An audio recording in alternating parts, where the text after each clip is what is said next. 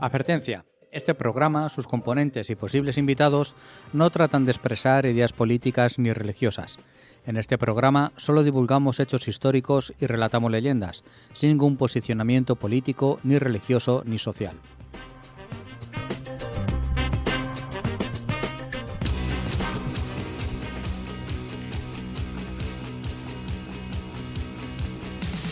Hace mucho tiempo que se acabó, pero es que hay cosas que nunca se olvidan, por mucho tiempo que pase.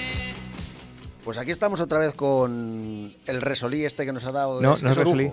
Hoy es orujo. Es Orujo gallego. Orujo de Orujo café. gallego Licor de que- café. que está, a mí me sabe a regalí. Sí, es que es muy balsámico, sale mucho por la nariz y tiene un toquecillo así como Sí. a regalí. Pero está bueno. No ha querido hacerse No, Joaquín no, la, no. la No quemada debo, esa. porque si no tengo que dormir debajo de un puente. Pues nada, que sepáis que hoy nos toca orujo, pero gallego, muy bueno, pero que aún así vamos a seguir haciendo el programa número 98. 8. Yo estoy pensando que no voy a estar para el 100. Pues esto, Tú verás, tú verás. Elige o fiesta con tus amigotes Claro, es que... o te vienes a la es que radio. No queremos digas todo. eso, hombre. Tú di que La yo me voy obligación a o un la viaje de devoción. investigación. Ah, es verdad, perdón. Tú verás, o tu viaje de investigación sobre culturas ancestrales, más allá de los 50 años, o te vienes aquí a la radio, que vamos a tener 2 capítulos. El 99 va a ser espectacular, porque tenemos un monográfico, ya te lo voy Joder, avanzando. macho, y fíjate Y el que hay- 100 tenemos como invitada a Gemma Espinel, que va a Joder, ser vale. una maravilla. O sea, que tú verás, tú te Pues vas a es perder. que, yo es que me han dicho que tengo que ser speaking. Speaker, Eres el speaking. Speaking es hablando. Yo speaking y tricking y tricking. y eating. Bueno, pues nada. Bienvenidos, queridos compañeros, bienvenidos a los oyentes. Un programa más de No me cuentes historias, el El programa 98. de Onda Plana Santa Cruz, 107.4. Así que arrancamos, que además vamos a saludar a nuestros oyentes. Solo se juega al cinquillo y la moda es el rojo. Dijimos la semana pasada que había que acordarnos de algunos de nuestros oyentes más fieles. Así que venga, Eso vamos a es. recordar alguno. ¿A quién le dedicamos? Al pincha. Al pincha, al pincha, al Al pincha. negro, por al supuesto. negro. Al negro, muy bien. Los amiguetes tuyos. Yo voy a- Espera, un momento. Mande. Un momento. A mi prima Ascen, Vale, la también. mujer del negro. También, Claro, también claro. son fieles sobre todo. Le voy a recordar a Zacarías, a mi amigo de Euclés, y a Cristi Ábalos, nuestra amiga del Argentina. otro lado del océano, exactamente, de Argentina. Un beso, Cristi. Vale, pues mira, también nos vamos a acordar de José Luis, nuestro amigo granadino, Eso de Karina, los de Cartagena y de mucha gente en Madrid también. Los tenemos japoneses, los japoneses, ¿qué sabemos de los japoneses? Pobrecitos. Nada, Nada, chicos, nada. no dan señales de vida. Eso es que no les ha O gustado. no les entiendo, ¿no? No puede ser. Desde que hacemos programas de Japón no hemos hecho ninguno todavía. No, ni uno, ni uno. Bueno, pues a todos. Y y un saludo muy especial, como no, yo es que me acuerdo todos los días de él, Gerardo, que además de ser Claro. oyente y seguidor nuestro, también queremos que venga aquí porque lo hace muy bien y le debemos una. Así que a todos nuestros seguidores, a los más fieles y a los que no son tan fieles pero que también nos siguen, este programa va dedicado para ellos, ¿vale? Pues Sí, muy señor. bien. Hace mucho tiempo que se acabó, pero es que hay cosas que nunca se olvidan. Y es que además tenemos un programa muy chulo, muy chulo. Tenemos... Chulísimo. Yo mismo conmigo mismo, siguiendo lo tuyo de las leyendas, digo, pues voy a hacer Una yo también leyenda. una leyenda que no es Venga. leyenda, es historia. pero Pero su historia parte leyenda. sí, No es que sea parte de leyenda, sino que parte la leyenda de V de Vendetta y Sí, hacen un vale. cómic, una No te película. líes, no te no, líes. no te líes, empieza por el principio. Vamos a hablar de hoy de un personaje que se llama Guy Fawkes. Guy Fawkes. ¿Y qué hizo este así en una frase que es lo que... Conspirar contra la corona inglesa. Eso, porque eran cristianos y... Qué bien me cae. Pues nada, hoy la historia de Guy Fawkes en nuestra perla negra. Sí. Muy bien. ¿Quieres hacer lo segundo y yo hago lo último? Para que vaya en orden más o menos. Ah, vale, como No lo habíamos quieras. pensado. Vale, sí, exactamente, no lo habíamos pensado. Vale, Bueno, empiezo pues yo de en la segundo segunda. lugar, hoy nos Vale. acordamos de El general Prim. el general Prim. Muy bien. Y en tercer lugar, en nuestras historias de la encomienda, también relacionado con el general Prim en Santa Cruz de la Zarza y otras anécdotas suyas. Madre mía. ¿Vale? Qué bonito. Qué bonito programa. Va a Vamos a quedar ir chulo. arrancando, ¿vale? Pero venga. Venga. Rumbo de la evasión, de Cuba van directos a Canarias. ¿Te pongo tu sintonía de la Perla Negra? Sí, pónmela, por favor. ¿Sí? Please. ¿Te aparece? En inglés te lo he dicho, fíjate. ¿Cómo te entiendo yo? Tienes un inglés.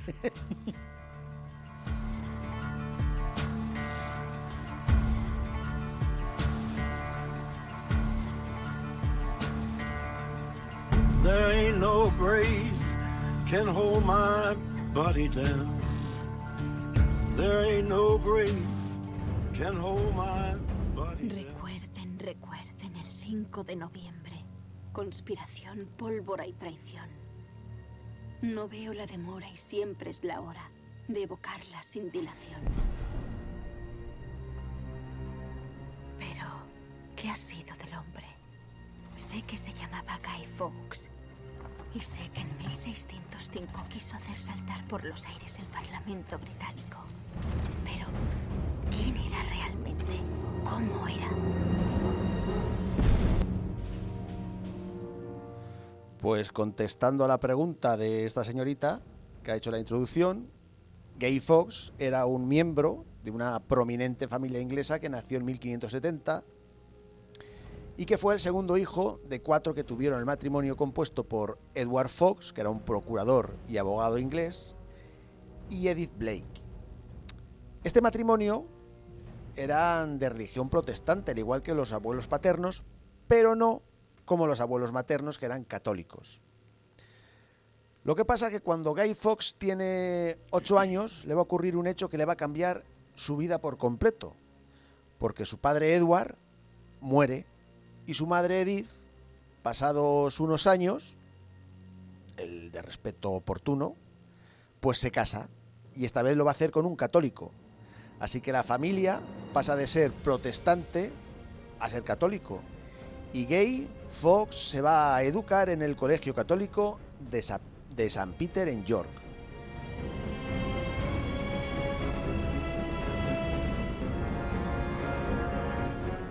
Para los católicos eran tiempos pues muy difíciles, desde que la reina Isabel I de Inglaterra subiera al trono en 1558 y rompiera las relaciones con el Papa, pues fue reimplantando las bases del anglicanismo y los católicos ingleses se fueron convirtiendo en un grupo semiclandestino.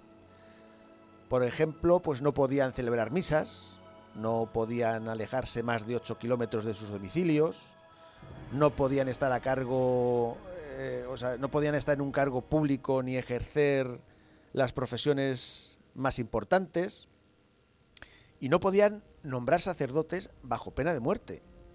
Así que cuando estalló la guerra entre Inglaterra y España en 1585, muchos católicos ingleses vieron la oportunidad de luchar contra el protestantismo y romper así pues sus cadenas. Y eso fue lo que hizo Guy Fawkes en 1591. Se alista en los tercios españoles para luchar en la guerra de los 80 años. Y en esta guerra Fawkes se ganó una buena reputación de hombre de gran valor y sangre fría, siendo recomendado para el ascenso a capitán. Corría el año de 1603.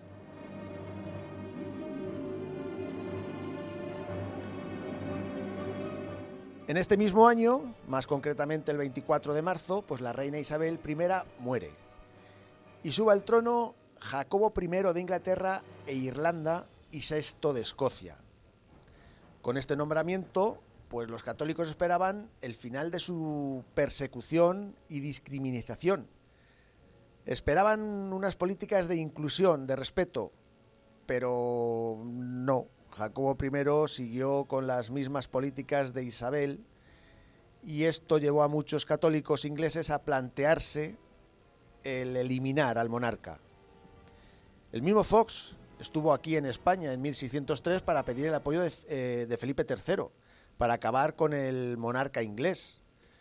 Pero aunque se le recibió con cortesía, la corte española dijo no.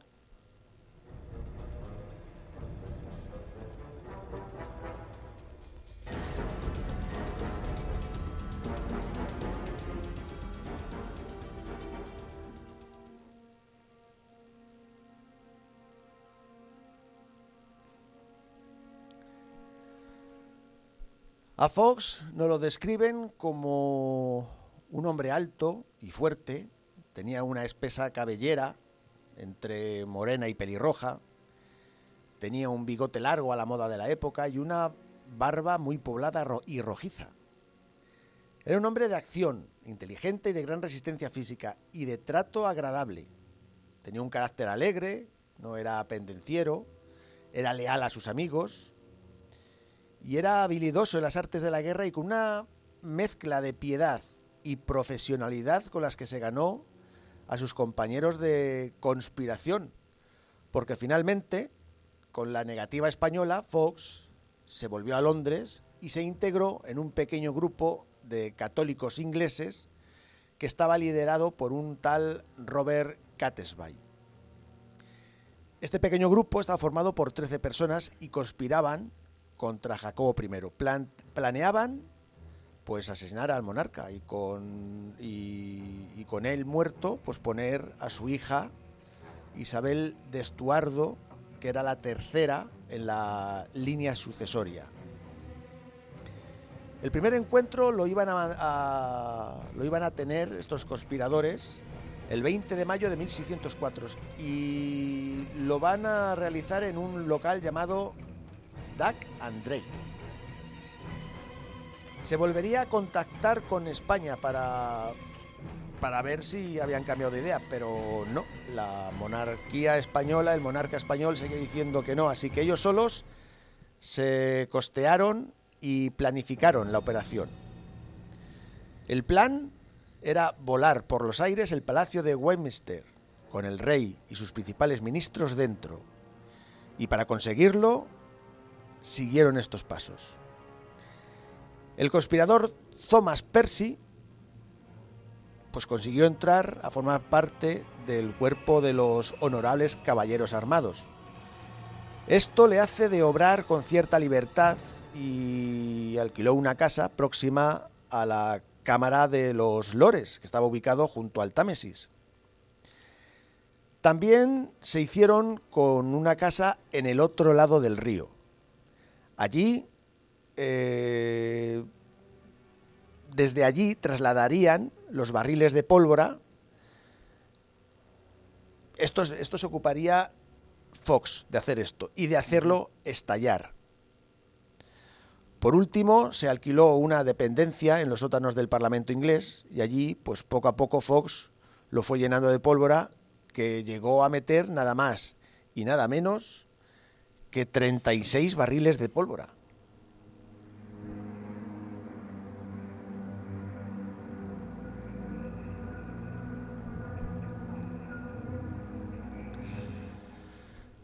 Así llegamos al 5 de noviembre de 1605. Pasaban pocos minutos de la medianoche cuando Guy Fawkes sale del cuarto donde se encontraba todo preparado para hacer saltar por los aires el Parlamento británico. Y cuando salió, pues es sorprendido y arrestado por los soldados del rey. Esto no es un hecho fortuito. El monarca inglés ya había sido puesto en alerta unos días antes debido a una carta anónima que había recibido el barón de Monteagle, que era católico, donde le advertía a este varón que no fuera ese día al Parlamento, ya que el lugar iba a recibir un terrible golpe.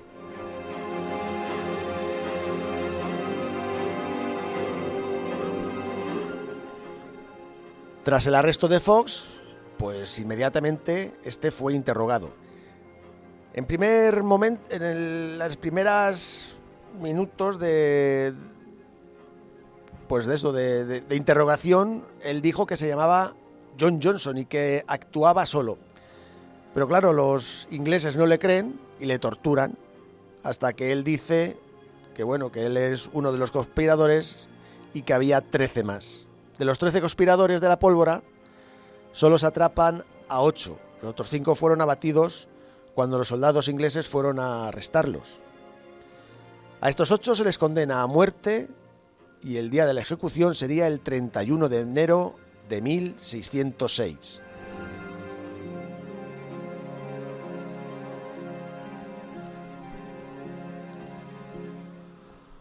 Fox y los demás condenados fueron llevados hasta el Palacio de Westminster, arrastrados por caballos desde la Torre de Londres, esto es unos 4,5 kilómetros. Según iban llegando al cadalso, se les colgaba por el cuello, pero no se les dejaba morir. Rápidamente el verdugo les cortaba la cuerda para que el reo fuera consciente de la tortura final y la agonía fuera más larga. Porque acto seguido de hacer esto, el reo caía al suelo buscando aire desesperadamente. Bueno, pues cuando esto ocurría, el verdugo castraba al reo y después de esto lo destripaba. Fox no pasó por esto. Fox fue el último en ser ajusticiado y él mismo se anticipó al verdugo y saltó desde lo alto del cadalso con la cuerda rodeada al cuello para rompérselo. Sin embargo, su cuerpo finalmente fue descuartizado y las partes del mismo fueron repartidas por el reino como mensaje de advertencia a los traidores. Esto recuerda a aquel... ¿Cómo se llamaba el hombre, el escocés? Owen Windle. No me acuerdo. No, es el Braveheart este. Braveheart, sí. El Braveheart. El de la peli. Sí. Tras el fallido del golpe de Estado, los católicos ingleses no es que no mejoraran su situación, sino que se les puso aún el futuro mucho más negro. La segregación religiosa no fue levantada hasta 200 años más tarde, hasta el siglo XIX. Por otro lado, desde entonces, todos los 5 de noviembre, la figura de un hombre del siglo XVII aún se quema en hogueras en toda Inglaterra, en memoria de la fallida conspiración de la pólvora y uno de sus integrantes, Guy Fawkes. Recuerden el 5 de noviembre. Conspiración, pólvora y traición. No veo la demora y siempre es la hora de evocarla sin dilación.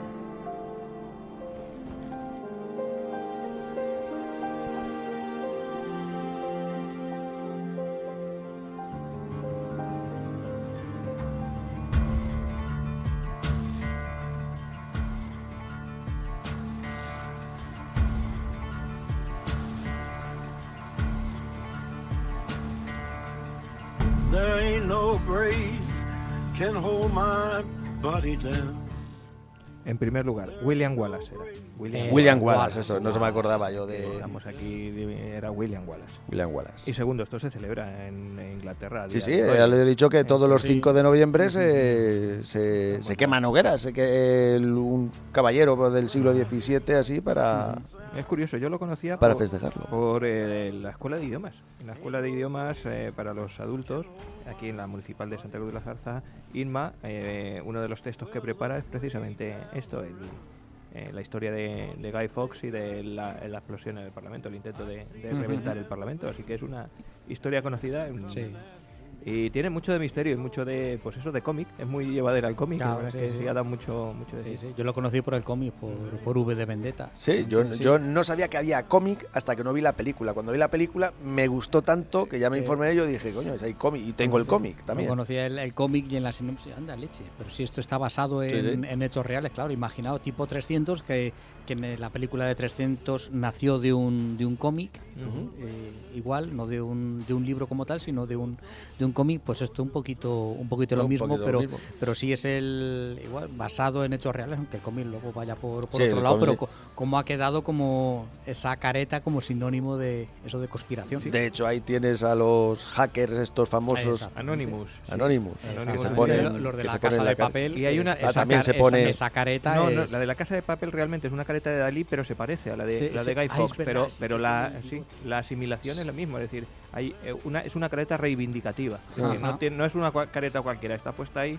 aposta por un motivo. Y en V de Vendetta, en la película, realmente lo que hay de Guy Fawkes es la careta que utilizan los que están intentando conspirar contra el Estado fascista Sí, que sí, sí. gobierna. El que opresor. gobierna, el opresor, Sí, sí, sí, sí. exactamente. Sí, sí. Además que no sé, pero dicen las películas, las premoniciones o lo que sea, pero llega en la película llega a causa de un virus, de una pandemia, y al final les cortan las libertades. Y Sí, pero que por mucho que repitamos la historia una y otra vez no aprendemos nunca. No, ¿eh? Nada, no, esto Esto es así. luego no nos cansamos sorprendemos. de decirlo, sí. Bueno, pues vamos progresando, vamos siguiendo el programa adelante y hoy hemos dicho que vamos a hacer un cambio. Pero antes, Sí, oye, pero- escucha, decimos las redes sociales. Exactamente, sí, que si no luego se nos olvidan. Pues nuestras redes sociales, empezamos con el Facebook, el muro No Me Cuentes Historias, donde ya tenemos 1000 y pico seguidores, muchísimos, pero tanto como un 30% más o menos del otro lado del charco, de bueno, las sí. Américas, exactamente, con México lo- a la cabeza, si se no lo recuerdo agradecemos mal. muchísimo. Claro que sí. ¿Qué más? En nuestra cuenta de Twitter, @no me cuentes onda, nuestro canal de YouTube, No Me Cuentes Historias, y igual nuestra cuenta de Spotify, No Me Cuentes Historias.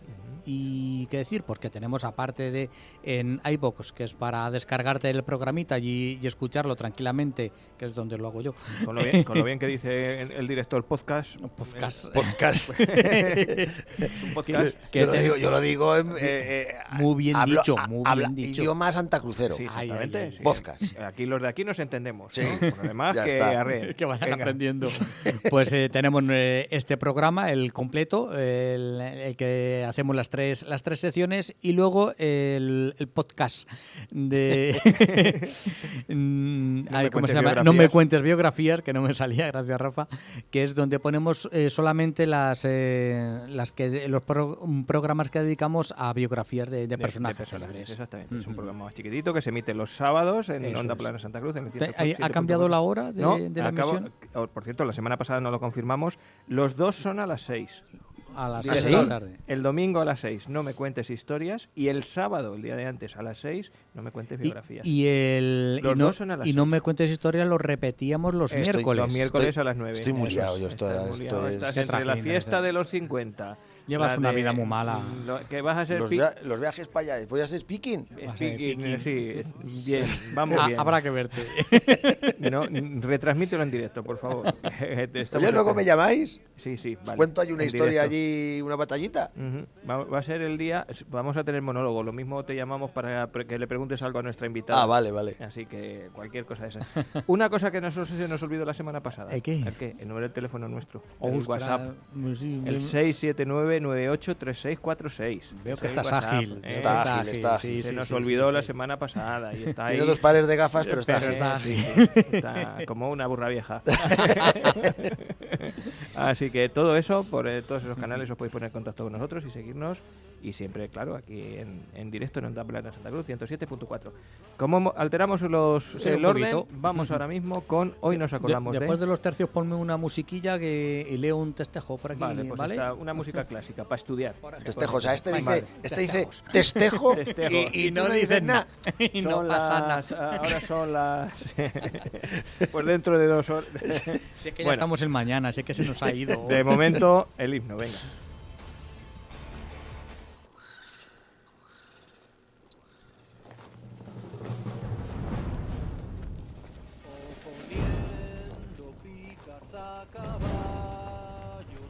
enfrentando arcabuces a piqueros, con el alma unida por el mismo clero que la sangre.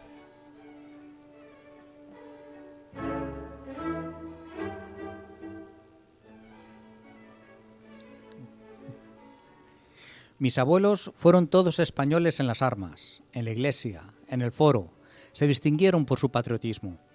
Puedo, por lo tanto, decir que me tengo por español de pura raza, no solo porque nací en España, no solo porque mis ascendientes fueron españoles, sino por la educación española que he recibido y por el amor instintivo que tengo a mi país.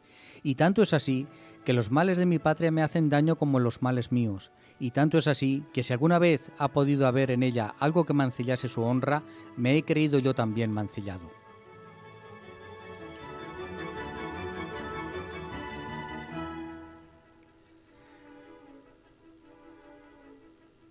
Estas son palabras de Juan Prin y Prats, nacido en Reus, provincia de Tarragona, el 6 de diciembre de 1814. ¿Que quién era Juan Prim? Pues uno de los personajes que hay que conocer sí o sí de nuestro siglo XIX, que más señalados, más carismáticos, sobre todo de nuestra segunda parte del siglo. Era hijo venía de familia bien, su padre era Pablo Prim, que fue notario allá en Reus, y Teresa Prat. Me ha llamado la atención que siendo notario, siendo de una familia con un nivel cultural y adquisitivo alto, no recibió una educación reglada, no fue a la escuela.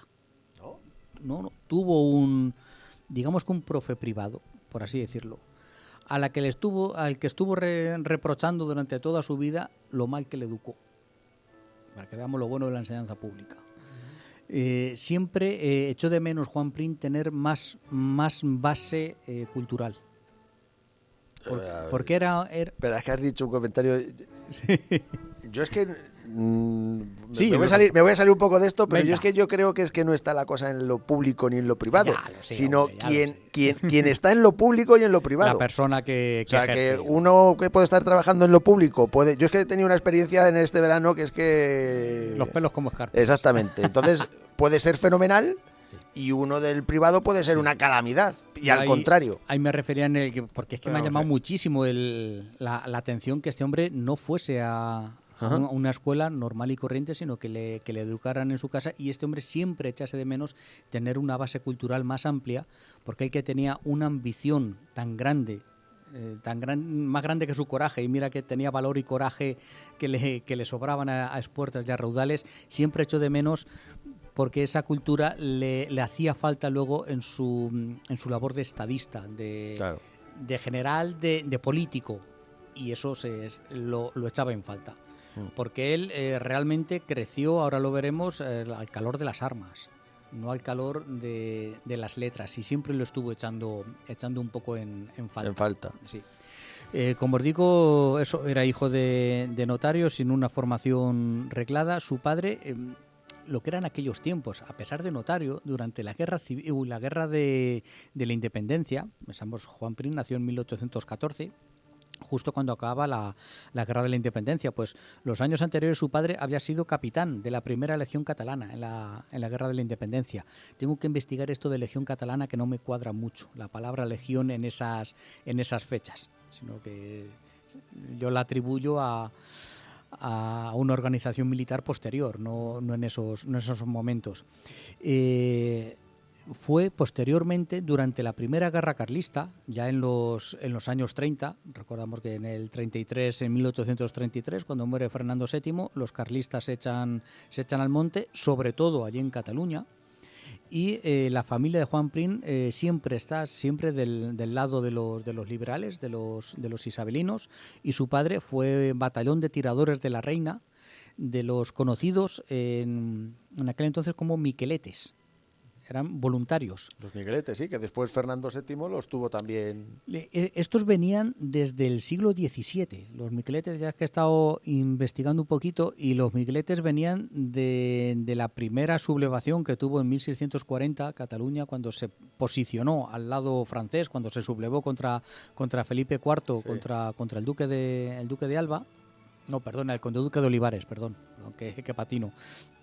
Pues formaron una especie de tropas de apoyo al ejército francés, formada por voluntarios, y que se llamaron los miqueletes. Esto luego también se extendió como organización de voluntarios civiles en armas, lo que luego, años después, sería el Somatén. No sé si os suena la palabra. La palabra Somatén la tenemos aquí en Santa Cruz de la Zarza, asociada al tapón del botellín. Al tapón del botellín. Porque las insignias, el escudo que se ponía el Somatén, sobre todo los catalanes, tenía esa forma de tapón de botellín. La forma del redondel de los botellines. En Santa Cruz dices, coge el Somatén.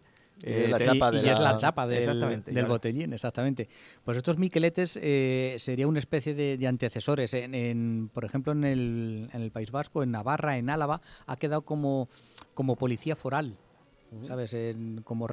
Dentro de la Archancha hay una sección de policía foral de Álava, que se llaman así, que son los descendientes, por así decirlo, de los miqueletes. Incluso en Andalucía... ¿Es miqueletes o migueletes? Miqueletes en catalán. Cataluña. Ah, en Cataluña. Exactamente. Vale, vale. Es miquelete en Cataluña. En Andalucía, lo que decía Fernando VII, los utilizó sobre todo contra el bandolerismo. También era igual, no eran militares, eran civiles. Yo la primera vez eran que todos escuché voluntarios. esta palabra fue en la serie de Curro Jiménez. No confundir con los Miguelitos de la Roda. Ah. No, es distinto. Eso es distinto.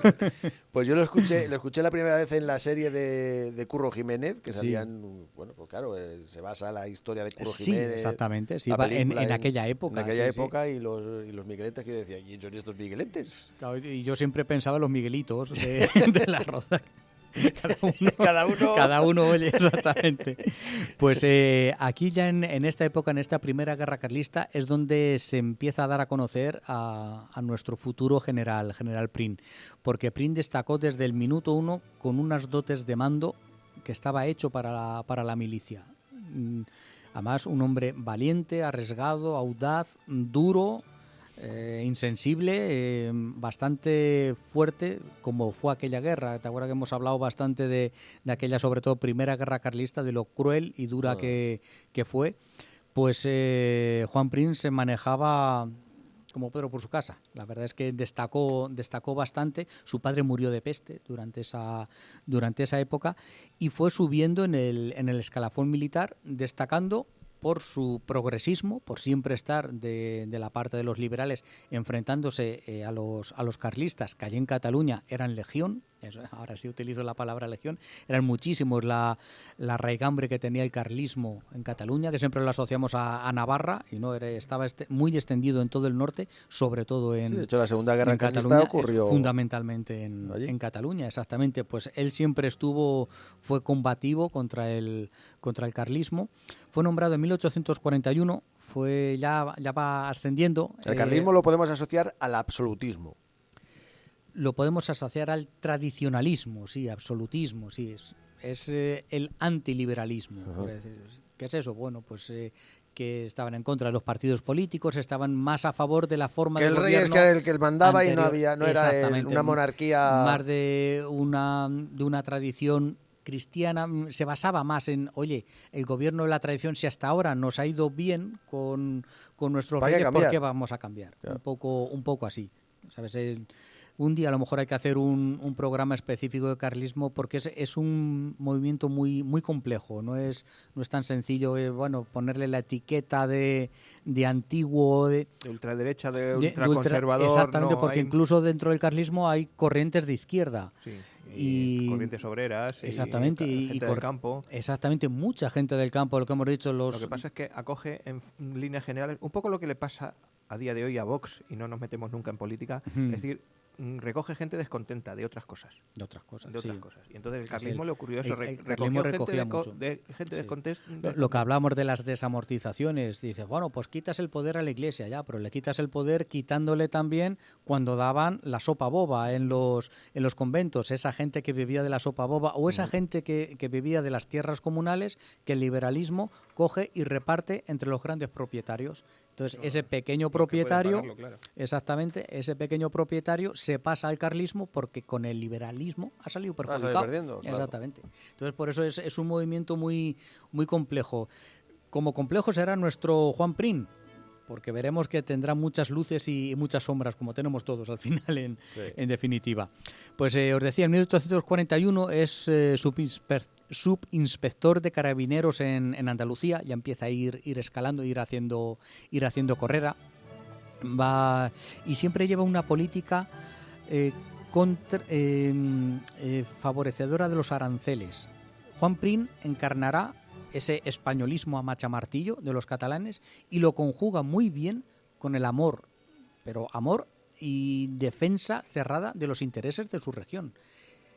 A Cataluña siempre le interesaba, sobre todo en esta época de crecimiento industrial, unos aranceles. ¿Los aranceles qué son? Son los impuestos a la entrada de mercancías.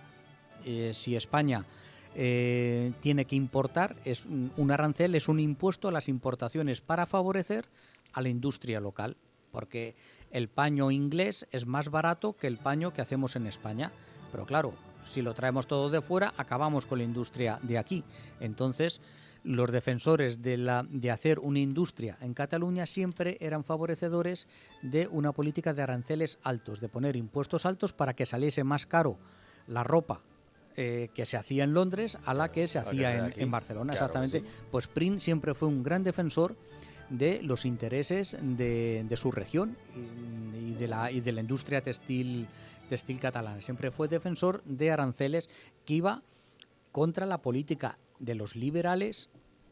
Pues es un poco contradictorio, porque sí es progresista, pero cuidado, que no me toquen la buchaca, lo mío, exactamente, porque los liberales sí hablaban de el liberalismo está en contra de los aranceles. Yo me puedo enfadar con mi hermana, pero no hables tú mal de mi hermana. Pero cuidado, que te... una cosa así, parecida, exactamente. Entonces, en ese momento ahí se enfrentará al gran líder del momento, en aquel año 41, que sería el general Espartero, el que acabó con la guerra con los carlistas. Y Espartero sí era más partidario de un librecambismo, que significa que, oye, ¿por qué voy a tener que pagar yo la ropa más cara si la puedo conseguir más barata? Es decir, me da igual de dónde venga. Yo la traigo de donde sea, quito los aranceles y con ese dinero que me sobra yo lo invierto donde quiera. Es otra visión. Ni mejor ni peor, es otra visión. Tanto es así el descontento que hay en Cataluña, se producen sublevaciones. El año 1842, al año siguiente de este nombramiento, Espartero bombardea Barcelona con unas frases además muy célebres que están allí puestas en Montjuïc, que decía que para que España esté tranquila a Barcelona había que bombardearla cada 50 años. También se cubrió de gloria el señor Espartero, exactamente. Esto va a provocar una serie de tensiones obreras, sociales, de intereses regionales que culminarían en el año 43 con la jamancia. Es la primera vez que he escuchado este término y yo aquí, se supone que he estudiado esto, pero me desayunado ahora. La jamancia era un levantamiento popular contra las políticas centralistas, contra esta política de tu libre cambio, no, a mí me interesa que haya aranceles para que haya trabajo. El obrero y el patrón no estaban de acuerdo. Entonces esto estaba provocando levantamientos sociales. La jamancia se llamaba por jamar. A ver, jamar es un verbo gitano, que significa comer. Exactamente. Entonces, los voluntarios que se alistaban a esta sublevación cobraban un dinero por comer y la gente los llamó la jamancia. De ahí viene, de una palabra calé de los gitanos. Esta sublevación se la acabó cargando el propio Prin. Luchó contra esta sublevación porque él tenía claro el principio de autoridad. Aquí no se me subleva nadie. Y bombardeó Barcelona. Y en Barcelona le siguen queriendo y sigue teniendo su estatua. Igual que han quitado la calle los Reyes Católicos, pero siguen teniendo la estatua de Prin. Es más, dijo una frase el Juan Prin en estas fechas que era o caja o faja. Será o me entierran la caja del ataúd o el fajín de general. Es decir, le echaban muchos reaños y era un hombre muy arrojado, muy echado para adelante, muy valiente, muy audaz, como os digo, y lo será durante toda su vida. Hubo un montón de conspiraciones en este momento. Son unos años si es que nuestro siglo XIX queda pato. La conspiración de los trabucos contra Narváez. Dios mío, ¿qué español es esto? La conspiración de los trabucos. Es que te imaginas al algarrobo ahí con su trabuco de boca ancha. Hay muchos cuadros de Goya, salvando las distancias, que reflejan muy bien este tipo de España, sí. La guerra a bastonazos, a garrotazos, exactamente. Fue condenado a deportarlo a las Islas Marianas, al general Prin, porque estaba metido en conspiraciones contra Narváez, contra O'Donnell, ¿sabes? Siempre estaba metido en todos los fregados. Le condenaron a deportación a nuestras Islas Marianas, aquellas del Pacífico, pero no se llegó a ejecutar. Lo dejaron en Écija, cerca de Sevilla. Digo, vaya deportación tan guay, ¿no? Que me dejan aquí al lado. Da igual, a los 6 meses le dejaron libre y él se autoexilió en París. Estuvo yendo y viniendo, pero siempre aumentando de prestigio. En el momento que cambiaba la orientación del gobierno, ganaban los suyos, por así decirlo, los más progresistas. Pues, por ejemplo, el año 47, al poquito de haberse exiliado en París, vuelve y le nombra capitán general en Puerto Rico. que también es una forma de quitársela del medio, porque la envías Allí- al Quinto Pino. Ahí es lo que te dé la gana, que a mí no me estorbe. Exactamente. Y aquí, por ejemplo, tiene una historia muy poquito progresista. En Puerto Rico, en aquellos años, en el 1548, si no recuerdo mal, una sublevación de negros en la Martinica, una colonia, una isla francesa, que estas sublevaciones... 1848. Sí, exactamente. Estas sublevaciones pues eran muy sangrientas. Los esclavos negros, cuando se sublevan, pues llevaban tenían a nada que degüello, perder. exactamente, y el que no tiene nada que perder, pues le da igual cómo acabar. Y nuestro general Prim sacó un código negro, que es una serie de edictos de leyes para tener muy atados en corto, muy metidos en cintura a toda la población esclava, que en Puerto Rico seguía habiendo esclavos hasta el año 1870 y tantos, si no recuerdo mal, y está llena de controversia el pequeño periodo, 1 o 2 años que estuvo realmente de capitán general allí en Puerto Rico. No dejó buen recuerdo por la mano dura que aplicó a los esclavos negros y en general de autoritarismo en toda la isla, cuando en España se le tiene por progresista. Es por eso que tiene muchas luces y muchas sombras este hombre. Exactamente. No, que tampoco es contradictorio, porque si bombardeó, o sea, si tú acabas de decir ahora mismo Sí, que la autoridad y era lo sí, que... era yo militar. creo y que la- lo entiendo, o sea, tú puedes ser... A ver, el que manda soy yo. Sí, Entonces, no me toque los pies. no me toque los pies, y que sí, que vamos a lo mejor después vamos a avanzar más a dialogando y esto, pero no te subleves. pero exactamente, no te subleves. Todo dentro de un orden, pero él mismo organizaba sublevaciones y organizaba conspiraciones a cada 2 por 3. Por lo que te he dicho, Ingresa en esos no años hablé mal de mi hermana, pero... en la masonería. Para quitársele del medio también se le cogen, le envían en otro momento, hay unos años, sobre el año 50, 1850, hay una guerra entre Turquía y Rusia, y le envían a él para allá, para que observe, para que vea. Es otra forma de quitarte una persona del medio. Me lo traigo de Puerto Rico ya, que me está haciendo desaguisados allí, y me lo llevo para otro lado. Tenía ¿sabes? que ser, que viene Prino, otra vez, pero bueno, a ver qué... Son los años, el año 54 es el año de la Vicalvarada, sí. de O'Donnell, exactamente. En el año 55 ya es teniente general. Es que va ascendiendo. Es que luego tiene una habilidad pasmosa. Dice que es su año maravilloso, este año 55, porque es el año de su boda. Se casa con una mexicana, Francisca Agüero. Y años posteriores, ya el año 59, lo tenemos que estaba en la Capitanía General de Granada, estaba en Melilla. Y es cuando estalla la guerra de Marruecos. Es un momento, el año entre los 50 y tantos, los 60, que Isabel II, sus gobiernos, se lanzan una política exterior, digamos que de prestigio, porque no voy a decir expansiva, pero sí de prestigio, que nos hace meternos en unos berenjenales que ya olvidados en la mayoría de los casos. El que aquí más le atañe de cerca a Juan Prim es la guerra de Marruecos, que fue un año, es el año 59-60 únicamente. Fue un momento, además, de las guerras más apoyadas por la gente. Se produjeron ataques a la ciudad de Melilla por parte de los rifeños, y fue una guerra muy popular, con un fervor popular, el apoyo de la gente. Y el hecho más memorable es la batalla de los Castillejos, que dio pie a la toma de Tetuán. En la toma de Tetuán se distinguió el general Prim, se distinguió en la batalla de los Castillejos. Iba una anécdota es que iba el abanderado al lado de él iba a caballo, y él iba a caballo a la guerra. No era un general de despacho, no, él iba el primero, con su sable, su pistola, y él iba el primero, y el abanderado se lo cargan, y él coge la bandera y se tira para adelante, hacia las filas de los Esto era como de los César, moros. o sea que... Sí, es el mismo ejemplo de César, porque además, claro, cogiendo la bandera, te ven los tuyos y te ven los otros, claro, y saben dónde tirar, y tú sabes que vas a ser blanco de todos los fusiles de los rifeños, y él coge la bandera y se tira para adelante. Pero así consigue llevar a sus tropas, porque no es lo mismo decir ves a decir ven conmigo. Sí, sí, sí. Es Vaya muy que distinto. a mí me da la risa. Exactamente. Ves tirando tú, ¿no? Pues este era de los que se tiraba para adelante, y por ejemplo llevó a voluntarios catalanes a la guerra de África.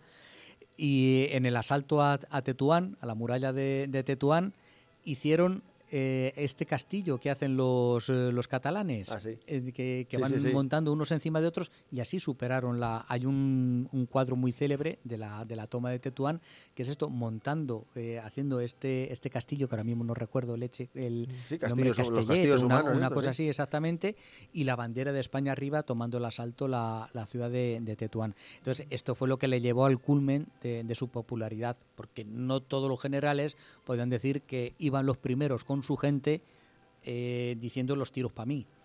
Eso De hecho arrastra está mucho a la gente. el barrio de Tetuán aquí en Madrid. Sí, exacto. Sí, fue, Y los ya te digo, leones, yo creo que- los leones de las Cortes están hechos con exactamente, con los cañones que de Castillejo. de Castillejo, exactamente, se fundieron y son los 2 leones de las Cortes que están en el O sea, Congreso cuando de va- los Diputados. Pasáis por ahí por el Congreso de los Diputados y veáis los leones, Que es- Exactamente, que no están hechos, tienen su cuento y su razón, están hechos con el metal fundido de los cañones de los marroquíes en la batalla de los castillejos en la toma de Tetuán.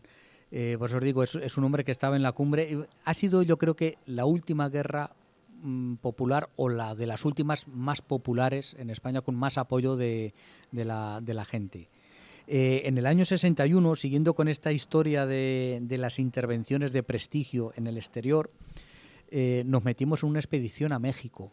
México cuando se independizó la Nueva España de España, pues se crea México. Primero se hacen imperio, tienen un rey, luego ya se hacen república, y el caso es que por uno quítate tú que me pongo yo, nos encontramos que en el 1860 se intenta poner un rey extranjero en México, y apoyado por, en principio, Francia, Inglaterra y España. Vamos para allá, allá va el general Prim con un contingente español, y este llega allí y dice: Dios mío, ¿pero qué pintamos aquí? Pero si aquí nadie nos quiere, si aquí nos han engañado totalmente, nos han vendido una moto de que iba a ser recibido en olor de multitudes, y aquí no le quiere nadie a este hombre. Un austriaco, creo que era. Austriaco, exactamente. Entonces se coge, y ingleses y españoles se miran así y dicen: mira, dejemos al francés que tire para adelante. Y ellos se volvieron. La escuadra inglesa llevó a las tropas españolas a Cuba, que todavía era posesión española, y el general Prim se salió de forma casi unilateral, porque vio aquello que no iba a culminar bien.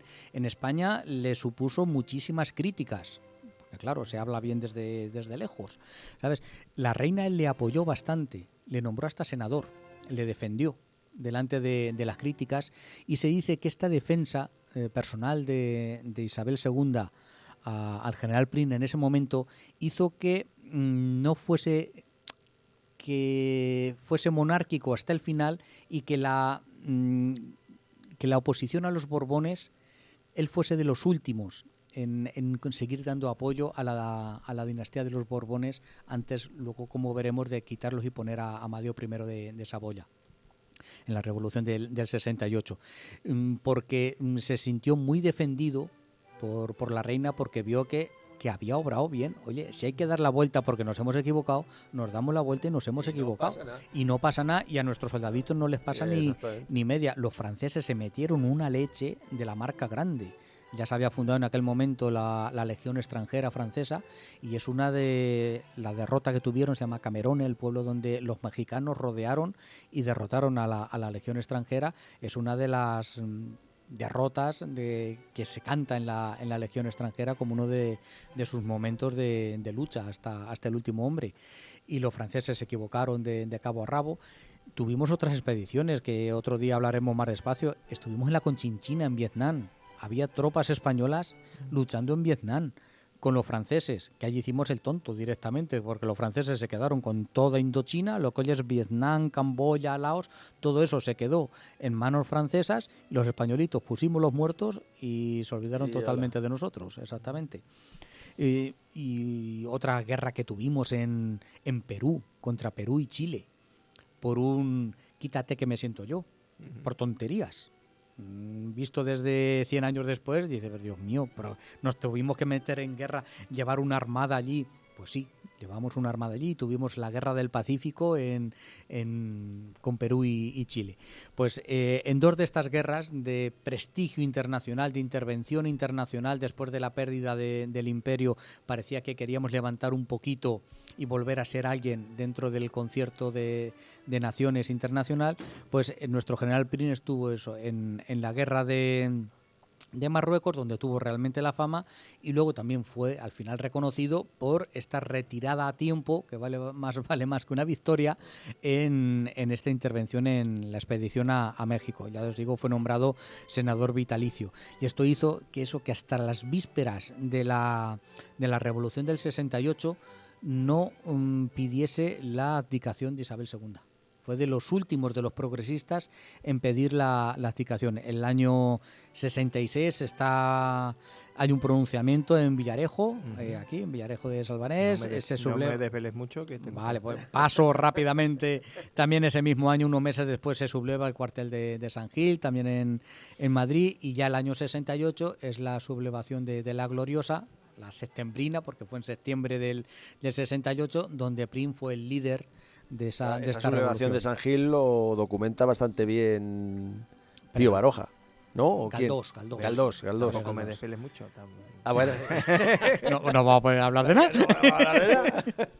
Pues esta revolución del 68 básicamente era terminar con el reinado de Isabel II y, siguiendo la línea monárquica, porque Prim tenía claro que España no estaba preparada para una república, buscó fuera de España un candidato a la corona española. Lo encontró en el hijo segundón de ¿cómo se llama? De la dinastía Saboya, la que empezaba a reinar en Italia. Entonces Amadeo I de Saboya. Saboya es una región de Italia donde vienen porque Italia antes de ser república fue monarquía. Se unificó a mediados del siglo XIX y nació como una monarquía. El hijo segundo del rey italiano era Amadeo, que fue nuestro Amadeo I, que reinó muy poquito, porque el 30 de diciembre de 1870 pues mataron al general Prim, que era el principal valedor de Amadeo I de Saboya, que llegó 3 días después, y según desembarcó le dijeron: han matado a Prim. Y pensaría el hombre, qué poquito me queda aquí, porque era realmente el valedor de Amadeo I. La muerte de Prim da para un programa o 2 o 3. Y se le atribuye al que quería ser rey, de verdad, al duque de Montpensier. Al duque de Montpensier, exactamente, que estaba Antonio de Orleans, primo de Isabel. Esto lo sabe muy bien Gema se lo sabe, lo domina estupendamente. Era primo de Isabel II. Gema, estamos hablando para los oyentes de su mujer, que va a hacer el programa. Que va a hacer el programa de María Luisa de Parma, que hará programas. Rosa. La Crónica Rosa. La Crónica Rosa. Ella sí que va a llamar Rumore. Porque dice, no es historia, son rumores de la historia. Digo, pues mira, me suena bien, me gusta cómo va a quedar. Y bueno, Antonio de Orleans está detrás, porque él quería ser el candidato al trono de España. Él podía ser candidato al trono de Francia y de España. Era nieto de Carlos III y era nieto también del rey de Francia. Entonces podía aspirar a los dos tronos. En España al final acabó en un duelo matando a un pariente suyo. Entonces ya quedaba muy feo mandar que un rey asesino, que no deja de ser un asesinato, uno de aquellos duelos, aunque estuviese reglado y bien visto en la sociedad del momento, pues ya le invalidó como rey, pero no le impedía conspirar, y a Prim le mataron los monárquicos que querían otra línea, como el Montpensier, y le mataron los suyos, porque el que disparó, el jefe de los que le acabaron disparando, que tengo por aquí el nombre, que se fue de rositas, Paul Angulo, estos eran republicanos.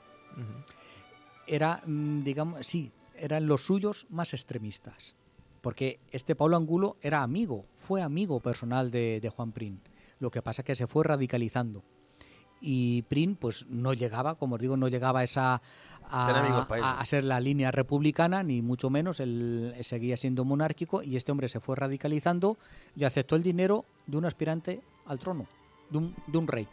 Al fin y al O de un cabo, futuro rey, exactamente. Entonces vemos que los extremos se tocan. A mí me recordaba, cuando lo veía, se me venía la imagen a Gandhi, cuando al Mahatma Gandhi lo mataron los suyos, no lo mataron ni los ingleses ni los musulmanes, lo mató un hindú radical que decía que era demasiado flojo.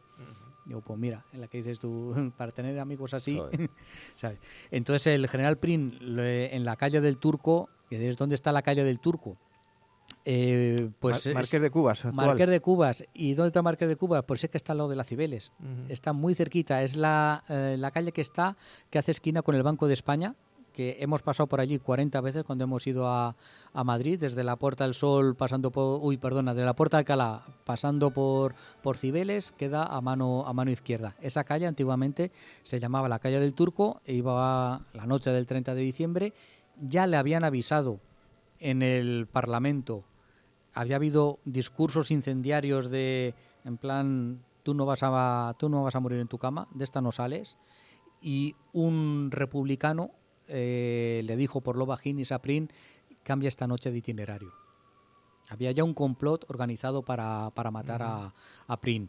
Prim siguió para adelante, porque era así. Cogió la bandera y tiró para adelante. Y tiró para adelante, exactamente. Le cosieron a tiros, pero según recientes de hace un tiempo, investigaciones de Pérez Avellán, pues Prim se estaba recuperando de las heridas y alguien lo estranguló en su casa.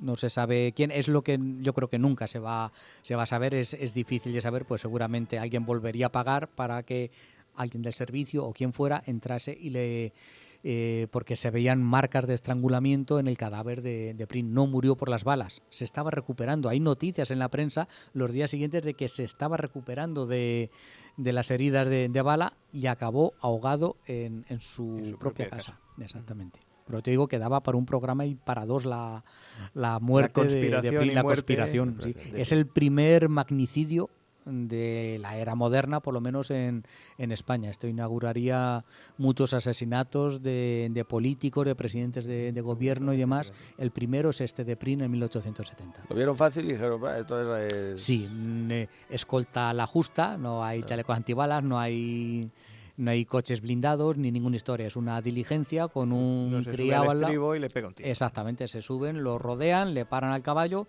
y lo cosen a tiros desde todos los lados. Además, oyendo Prim por la voz, sabía quién era, porque lo dijo. Que era este que se cogió, se escapó y se fue terminó de rositas. No siguió su vida revolucionaria por Europa, pero no pagó por el crimen que cometió. Intereses. Exactamente. Sí, exactamente. Que es un personaje muy interesante. Sí, muy interesante, Prim, muy interesante. Vamos a seguir un poquito con él muchas después. cruces y luces y sombras, Luces sí, y la verdad. Bueno, pues nada, pues esto ha sido... Hoy nos acordamos de...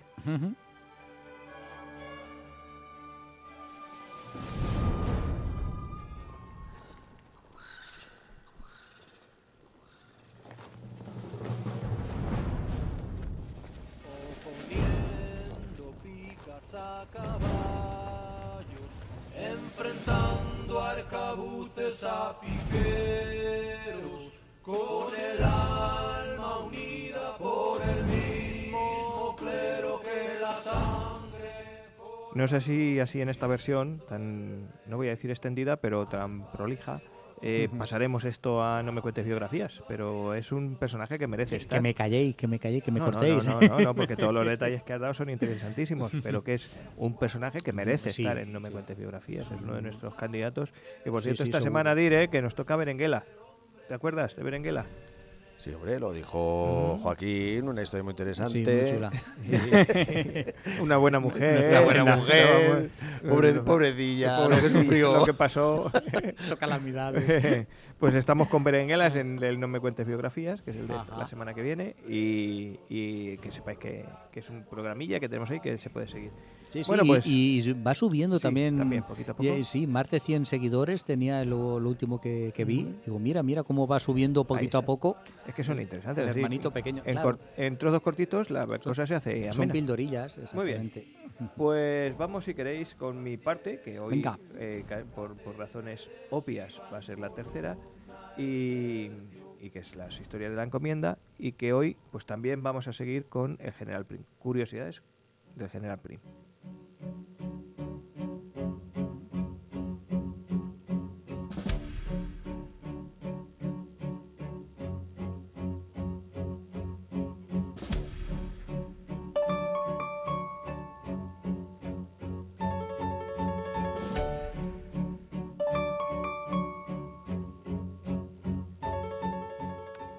Bueno, lo cierto es que estamos en Historia de la Encomienda porque hay una pequeñita relación del General Prim con nuestro pueblo, con Santa Cruz de la Zarza. Entonces, como es una historia que yo tenía ahí pendiente, pues entraba dentro de este capítulo, el de historias de nuestra encomienda, historia de Santa Cruz de la Zarza. Pero como es tan cortita, pues de alguna manera hemos tenido que ampliar. Y me he buscado, pues, anécdotas, curiosidades que tienen que ver con el General Prim. Por ejemplo, la primera, vamos a contar 4 o 5, alguna de ellas. Esta es muy curiosa. El General Prim y la sopa de ajo. Vale, ¿qué relación tiene eso? Bueno, pues resulta que el General Prim odiaba las sopas de ajo. Fijaos que una sopa de ajo bien hecha es uno de los mejores manjares que puede uno comerse. Está, como dice mi amigo Maroto, espectacular. Espectacular, ¿verdad? Si es Pues- que somos de buena boca. pues- Si es que... Pues claro, bueno, de buena boca eran también, pues por ejemplo, ¿qué voy a decir yo? Emilio Castelar, o Pérez Galdós, Emilia Pardo Bazán, nuestro Barbieri, Zorrilla, Alfonso XIII, todos eran de buen comer. Entonces, pues normalmente, pues esta gente, pues como son de buen comer, cuando llegan a un sitio y hay cosas del sitio, pues las disfrutan. Pues hay una anécdota muy curiosa que cuenta un hombre que se llamaba Mariano Pardo de Figueroa, que era más conocido como el Doctor Tebusem, un hombre que escribía cosas en los periódicos allá por el principio del siglo XIX, bueno, principios y más adelante. ¿Romántico él o no? Vivió entre 1828 y 1918, o sea que... Y bueno, pues había un periódico, por ejemplo, que se llamaba La España Moderna, y en 1891, ya a finales del siglo, escribió esta anécdota que es muy curiosa y que cuenta algo así como que en una montería, en una cacería, en una finca, pues en Hornachuelos, en Córdoba, un día pues se juntaron allí varios invitados con el dueño de la finca, un tal Cristóbal de Pina. Había varios nobles, gente de pasta, y entre ellos había pues un hombrecillo allí de color verdezuelo, así, un tal que le decían Juanito. Ahí estaba Juanito. Entonces, Juanito y los otros que estaban allí con el dueño de la finca se fueron a cazar, y cuando volvieron por la tarde, pues la gente venía pues después de todo el día por ahí al aire libre y tal, con hambre. Entonces les habían preparado allí los dueños de la casa unas sopas de ajo. Todo el mundo, joder, sopas de ajo, qué ricas, qué buenas, qué tal. Todo el mundo le pareció mucho, menos el tal Juanito, que dijo que no iba a comer sopas de ajo porque las había aborrecido. ¿Y qué iba a contar la anécdota? Pues a los postres o al café y tal. Y efectivamente, cuando llegó la hora del café, el hombre el tal Juanito, contaba pues que, mira, tendría yo unos 18 años más o menos, y entonces salí a cazar por allí, por Tarragona, en un pueblo que se llamaba Villaplana, y estaba yo por ahí cazando. El caso es que terminé igual que hoy, fatigado y hambriento, y después de un rato pues vi allí una masía, me fui a la masía, y ahí estaba el dueño de la masía apurando una sartén de sopas de ajo con su familia. Cachín, pues se me antojaron las sopas de ajo. Le dije al hombre, ¿por qué no me prepara usted unas sopas de ajo? Dice, sí, ahora mismo. ¿Y cuántas quiere usted? Dice, no, usted ponga. Dice, vamos a ver, que sopas de ajo... No, doble la cantidad. Vamos a ver, que van a ser muchas, que usted verá que... No te preocupes, que vengo con mucha hambre, que aquí no va a quedar ni gota. El caso es que el hombre, mire usted, que no es por racanería, es porque no sobren, que hay que tirarlas. Usted prepare aquí sopas de ajo para que me las voy a comer todas. El caso Una es que boda, una boda. el hombre no calculó que el pan, cuando se esponja, pues ocupa mucho más en el estómago, y que la sopa de ajo pues hinchan mucho cuando tiene mucho pan. El caso es que cuando llevaban media sartén de sopa de ajo, pues ya no podía con más. Ya estaba a punto de que le saliera el pan por las orejas. Y entonces dije, mire usted, ya casi que no voy a comer más. Y entonces el hombre el dueño de la masía se acercó a la escopeta que traía el cazador, se la quitó y dije, mire, a mí me ha hecho preparar la sopa de ajo, ahora se la va a comer usted como que... ¿Sí o sí? Total, que el chaval de 18 años, como he dicho, no tuvo más, se comió toda la sopa de ajo, salió malísimo de allí y se fue para su casa. De ahí le viene lo de autoritario. El caso Normal, es que luego normal. después el hombre se enteró que el dueño de la masía era un cachondo mental, que costaba bromas de este tipo y que lo que le estaba gastando era una broma de la que el otro participó. El caso es que este hombre, después de ese atracón, pues no volvió a probar la sopa de ajo. Y el que escribe el relato se enteró más tarde que el tal Juanito era el general Juan Prim, el que hemos estado hablando, y el que odiaba realmente la sopa de ajo. La sopa de ajo. Normal. Bueno, pues hay otra anécdota muy curiosa que tiene que ver con una expresión coloquial que yo creo que hemos utilizado aquí alguna vez. Y es, los colchones Picolín hicieron una campaña de publicidad en los años 80 que decía, a mí plin, yo duermo en Picolín. Ah, sí. Sí. Sí, Pues sí. ese a mí plin... Te noto una edad. Sí, saber ¿verdad? esos chascarrillos, ¿eh? No, porque lo estoy leyendo. Yo de esto no sabía nada. La acabo de ver. Ese amiplin, esa no es una cosa que se inventara el que hizo la publicidad de Picolín, el creativo, no. Es una expresión mucho más antigua. Cierto es que no entró en el diccionario de la RAE hasta 2001. Es decir, que relativamente pronto. Pero sí que aparece en muchas obras mucho antes. Por ejemplo, aparece en una obra en México en 1916, el amiplin. Plin, con N, y con Sí. L, plin. Aparece, por ejemplo, también en una obra de Arniches, en 1917, o en la famosa Venganza de Don Mendo, cuyo autor también hablamos aquí en su Sí. día, también aparece el amiplin con N o plim con N. En la Venganza de Don Mendo ya aparece con M.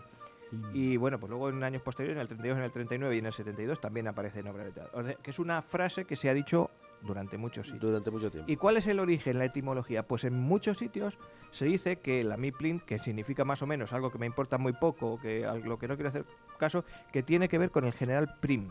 Y es que cuando en España se preguntaba a la gente que quién prefería, si a la reina Isabel o a Amadeo de Saboya, pues la gente, como no se quería manifestar A mí mucho, Prim, y yo de, Prim. "Mira, a mí el que me gusta es Prim", que el que hemos dicho que era muy popular, ¿no? A mí ¿A Prim. quién prefieres? ¿A tal o no? A mí Prim. Y ese a mí Prim, pues terminó concluyendo en este a mí Prim. Anda. Lo dicen en varios sitios. Mira, por ejemplo aquí, al parecer el origen de esta expresión tiene relación con el general Prim antes de la Revolución de 1968, de la gloriosa, y sería una corrección del a mí Prim, que se diría cuando a unos le preguntaban por sus aficiones políticas. Otros autores prefieren negar este origen y sostienen que es una de las frases elaboradas en función de su sonido o de su significado absoluto.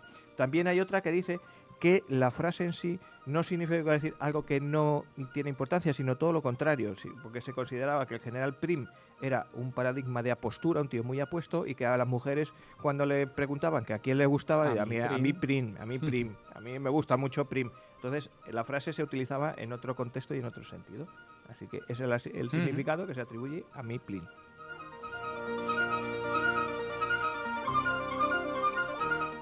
Bueno, una tercera anécdota, esta es muy cortita. ¿Sabéis que hay un palacio de Prim? De Prim. Un palacio de Prim, sí. ¿No? Y además que lo tenemos relativamente cerca porque está en Castilla-La Mancha.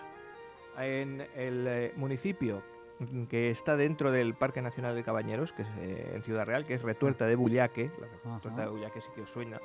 Pues Hay sí, yo una voy ahí finca. todos los días. Hay una finca y dentro hay un palacio, un palacete, que es una edificación construida en el siglo XIX por la, voy a decir viuda, pero la verdad es que lo construyó en vida, la mujer del general Prim, que compró unas tierras en la zona de desamortización y allí se construyó un palacete de estilo historicista, es decir, que simula un castillo, un palacio más o menos medieval, lo que pasa es que está hecho en ladrillo y tiene pues características de fortaleza y tiene un pues, de carácter romántico. Se dice que allí se reunió el general Prim con un papa, con Pío IX, que venía desde no sé dónde, pasó por allí, vamos a reunirnos y probablemente pues el papa, el Pío IX tal, durmió allí durante un tiempo. Hoy en día es una finca privada a la que no se puede pasar. Ahora que no se puede visitar. No es visitable, a no ser que vayas allí al pueblo y preguntes si tengas algún Pero a lo mejor contacto, por el no sé. Google. Sí, hay alguna foto. Alguna foto. Alguna foto sí que se puede conseguir. Así que el castillo de Prim lo tenemos en Castilla-La Mancha.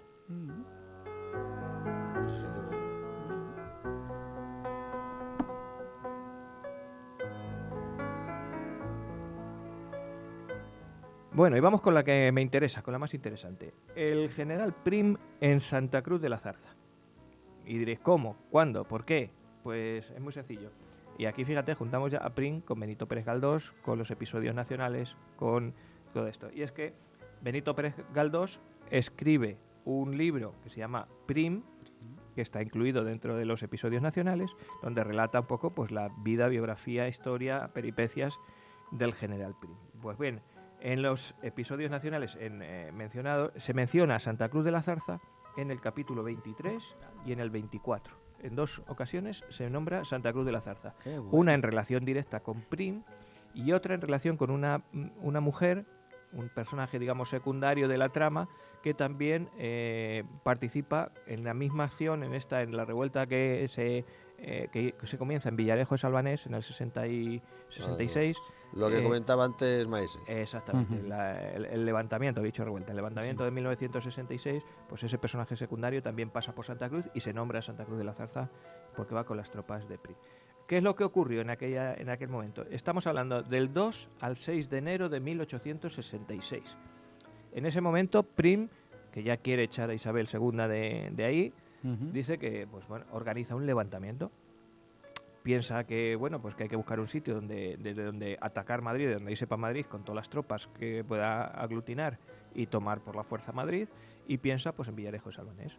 Villarejo es un sitio que está relativamente cerca de Madrid, 50 kilómetros, ahí puede venir las tropas castellanas, las tropas valencianas, estamos en carretera a Valencia actualmente, pero es el camino a Valencia, entonces pues tiene una serie de llamadas o de entrevistas con militares de casi toda España, porque viene gente de Cataluña, tenía que venir gente de Teruel, de Valencia, de Madrid, y dice, bueno, pues desde aquí, desde Villarejo de Salvanés, vamos a preparar el levantamiento para irnos para la ciudad, para la capital, pues en la noche del 2 de enero de 1866.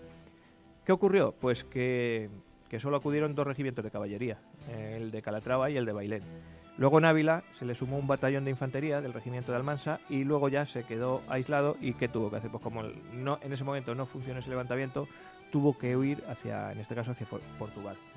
Benito Pérez Galdós, más o menos, os lo voy a resumir mucho, pero lo cuenta de la siguiente manera. Si Alicante y Valencia, como se anunciaba, respondían al movimiento el mismo día 3, el gobierno se vería muy apurado para poder apagar todos los incendios que se le levantaban. Así que la misión de los que se levantaban era salir con proclamas y salir desde Villarejo para intentar que el levantamiento se llevase a cabo.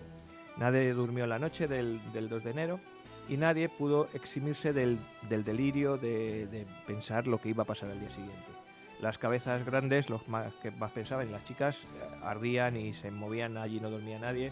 Y las llamadas capitales las llamadas de Prim y libertad, lo que se decía, lo que se gritaba, tendrían que convertirse pronto en paz, ilustración, progreso, riqueza, bienestar, lo que pedía esta gente. Desde el amanecer, Villarejo, que normalmente era silenciosa y pacífica, parecía un campamento.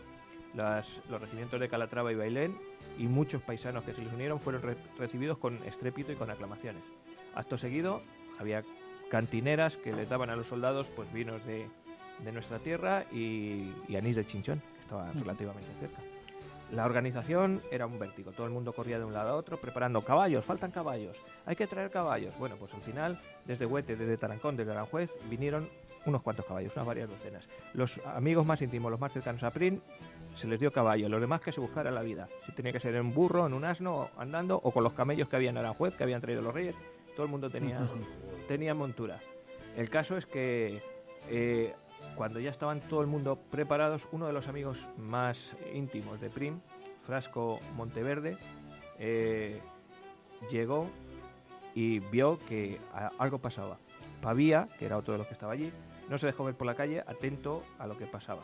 A las 6 de la madrugada se empezaron a extrañar de que no había ningún aviso de las compañías que tenían que venir del otro lado. A las 8 empezó a haber un run de que algo pasaba. A las 10 la intención de Prim era coger el caballo y salir a buscar a las tropas que tenían que venir desde Valencia, desde Teruel, desde todos los sitios. Pero el caso es que en estas ansiedades el único que llegó fue un capitán llamado Bernardo del Almo, que venía a decir que ni las tropas de Alcalá iban a venir y que las de Madrid se quedaban en sus cuarteles, con lo cual el levantamiento había fracasado. Esto fue un desengaño, claro, todo el mundo se vino abajo y entonces Prim pensó o dos cosas. O me visto otra vez de cazador, que es como había llegado hasta Villarejo oculto, y me voy a Madrid y aquí no ha pasado nada, o me voy retirando poco a poco y me voy a Portugal hasta que esto se olvide un poco. Pero claro, va a venir detrás O'Donnell a perseguirme. O'Donnell estaba en ese momento, era el que tenía el gobierno en sus manos. Prim decidió que iba a tomar la valiente, es decir, que se largaba, que cogía las tropas que tenía y que se iba para Portugal. Entonces, en ese momento, cogió todas las tropas que tenía, lo que pudo reunir y emprendió la huida. En la huida pasó de Villarejo a Fuentidueña, de Tajo, nuestra Fuentidueña cercana, que tenemos aquí debajo. Cruzó el río por el puente que había ya en Fuentidueña. Y al pasar Fuentidueña... ¿Y el puente cómo era, chiquitín o...? Era un puente por el que podían pasar las tropas. Es decir, solamente había dos pasos del Tajo aquí cercanos. O bien pasabas por Fuentidueña o bien pasabas por Aranjuez. Ya tendrías que irte o hasta Toledo o subir mucho más a la cabecera para encontrar algún vado en la zona donde el Tajo viene desde Guadalajara y desde Cuenca. Aquí los pasos fuertes eran Fuentidueña y si no tenías que rodear por Colmenar hasta Aranjuez. Pasó Fuentidueña y lo que hizo fue reventar el puente para que no le pudieran perseguir. Al día 3, de la noche del 3 al 4, Prim hizo noche en Santa Cruz de la Zarza, aquí es donde se nombra Santa Cruz de la Zarza. Entonces, cuando en las primeras horas de la mañana del 4, con un frío de enero... Pero ¿en locales, en casas o en campamento? En principio en campamento. La gente... digamos los generales, la tropa estaba en campamento, los más allegados, la más alta graduación fueron acogidos en casas. Es la costumbre en la época. Sí. Y incluso... ¿Se sabe ¿en qué casa? No se tiene constancia. Aquí también ten en cuenta que hay parte de invención, aunque sea una cosa histórica, del relato de Pérez Galdós. Claro. Entonces, una cosa es una novela. El relato, la novela, y otra lo que ocurrió realmente. Según la novela, según el relato, se le pidió a la gente que guardase silencio en los pueblos, que en Fuentidueña no se dijese nada, que en Santa Cruz tampoco, y que si acaso, que si se gritaba algo, que fuese viva Prim o viva la libertad, anunciando ya que bueno, que él era el que iba a salvar España o que el valedor. El caso es que cruzaron Fuentidueña sin tropiezos y cuando pernoctaron en Santa Cruz de la Zarza, en la noche del 4, al día siguiente salieron a Espuela Viva buscando caminos manchegos y ya sabiendo, porque tenía un buen espionaje, que detrás de él iba Zabala, el general Zabala, persiguiéndole con 3 batallones de infantería nada menos y 6 escuadrones, más algunas cuantas piezas de artillería. Claro, fue un acierto reventar el puente de Fuentidueña porque a los que les venían persiguiendo les costó muchísimo luego seguir para la pasar en barco. Estos arrearon toda la noche y ya al amanecer del día 6, fijaros, ya estaban en Tembleque, más allá de Tembleque. O sea que así se libró Prim de que fuese capturado por las tropas de O'Donnell. Llegó a Portugal, creo. Zabala, sí, no se refugió en Portugal durante un par de años, no llegó un par de años, un poco tiempo, y luego volvió para poner en marcha la gloriosa. Pero ese fue el paso de Prim por aquí, por Santa Cruz de la Zarza. Mola un montón. Es curioso, sí.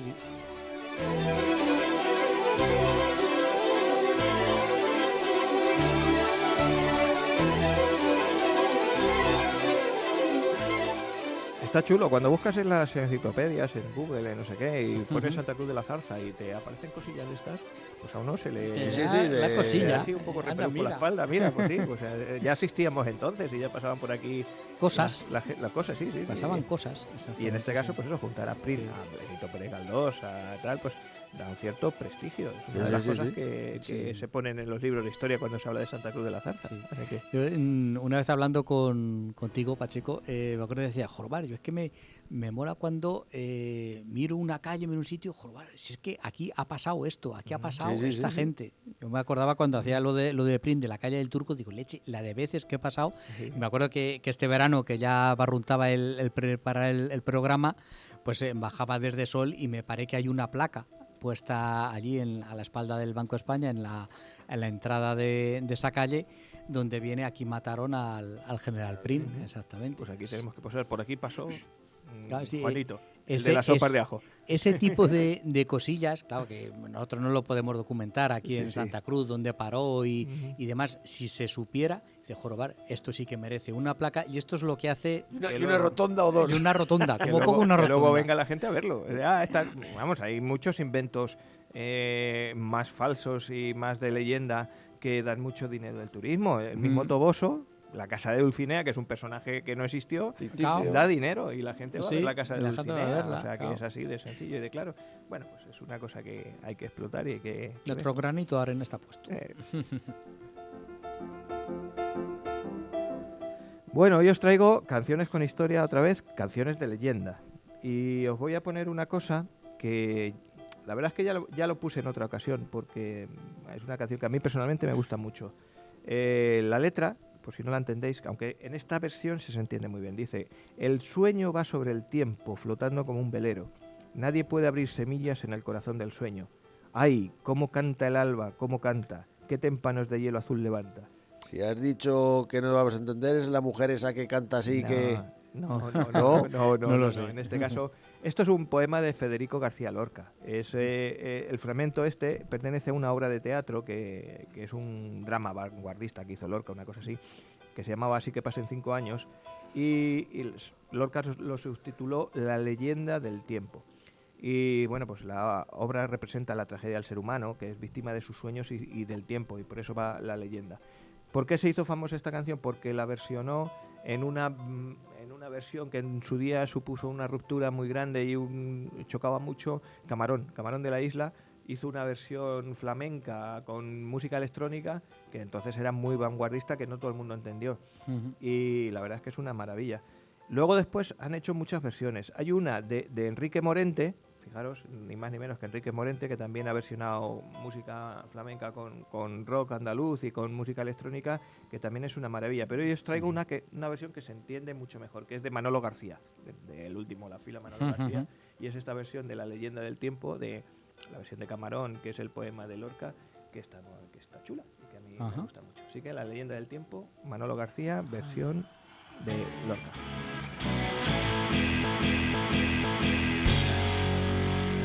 ¿Nos vamos o nos quedamos?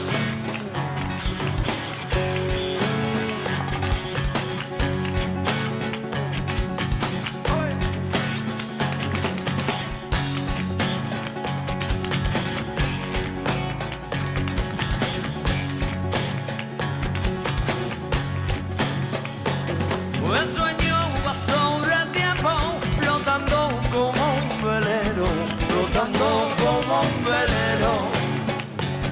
Nadie puede abrir semillas en el corazón del sueño, en el corazón del sueño.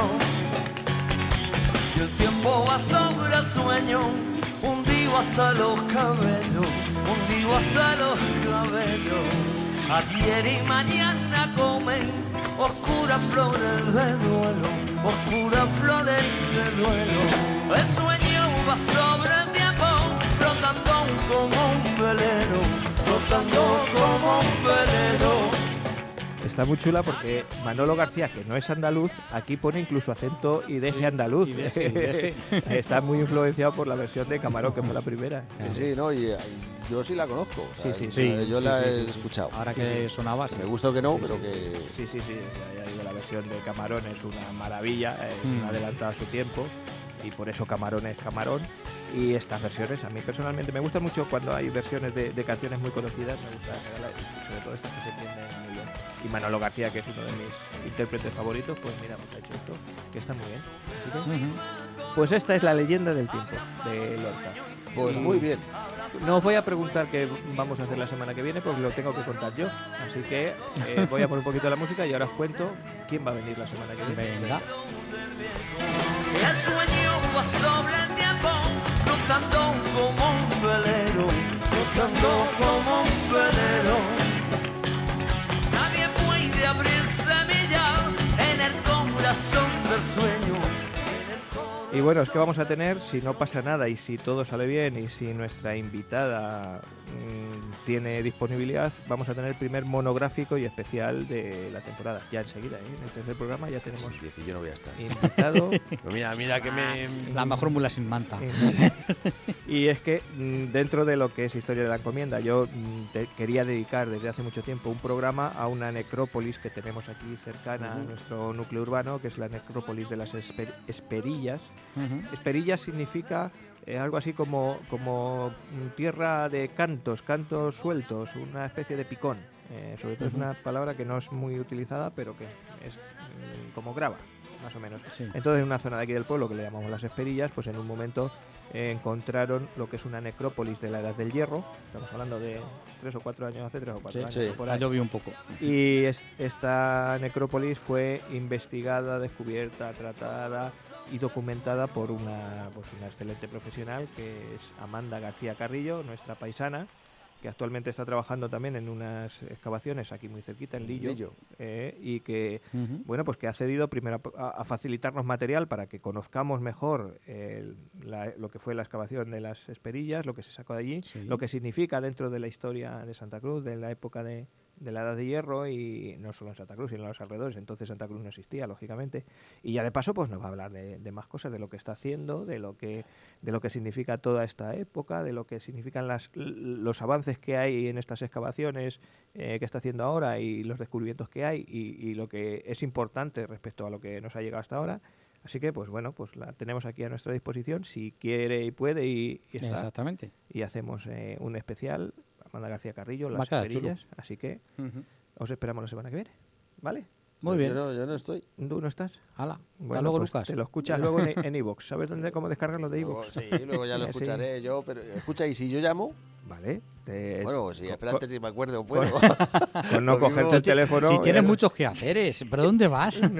Pero bueno, siendo speaking y a lo mejor digo, un momento, ¿cómo te voy Un a llamar por momento, teléfono? vamos a llamar, vamos a poner aquí en directo. Tú Bueno. imagínate en la fiesta de tal, poner en Uncha, directo, uncha, no me uncha, cuentes uncha. historias. Yo quiero tener, porque ya vamos a cerrar, ¿no? Sí. Bueno, pues yo quiero tener un reconocimiento para mi profe de boxe, yo hago boxeo, Sí, Ujú. boxing, o box. y mi profe bueno, mentira, la semana pasada tuvo un combate y lo ganó por KO, así que quiero... ¿Ah, sí? Sí. Pero Quiero- Machote. Una machota, Una machota. una muy machota. Es Una machota de 51.900 kilos, bien perfilados y bien... Sí, sí. No pude ir y me perdí, igual que me voy a perder lo de Amanda, tampoco pude pierdes ir. todo, te que pierdes mucha todo. barca. Me pierdo todo, sí. Así que, pero bueno, es que hay otras cosas que están antes. Estás como los que cantan esta canción, estás siniestro total. ¿Qué es la esencia? ¿Qué es la nada? ¿Qué es la eternidad? Somos alma, somos materia, somos sol. Que he dicho mi profe, pero no he dicho el nombre. Cristina Garrobo, Ah, vale. Cristina Garrobo. la guerrera. No tiene nada que ver con el de Curro Jiménez, por el Garrobo. No, el eso del es Trabuco, ¿no? Algarrobo, esta es Garrobo. Garrobo, muy bien. Pues nada, pues felicidades. Enhorabuena. Felicidades, campeón.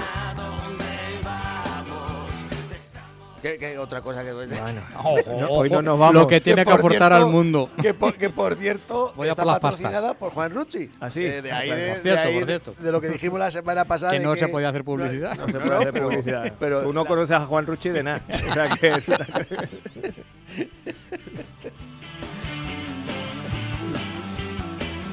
que está la cosa muy achucha y hay que vender, hay que vender. Claro. Bueno, pues nada, don Juan, que usted lo disfrute bien, que disfrute de su fiesta la semana que viene. Y bueno, pues a la siguiente si puede, y si no, También. le esperamos. Y si tampoco puede, pues nos sigue escuchando usted, igual que nuestros amigos, 107.4 FM, Onda Plana Santa Cruz. Vamos a ver qué Y pasa. ya nos vemos a la próxima, hombre. Bueno, don Joaquín, Rafa. le espero la semana que viene. Nos emplazamos, claro Venga, que sí. Hasta luego. Bueno, Hasta pero luego. dime adiós a mí. No, ya porque te lo he dicho antes. Tú no, Ah, ala, ala, ala. Venga.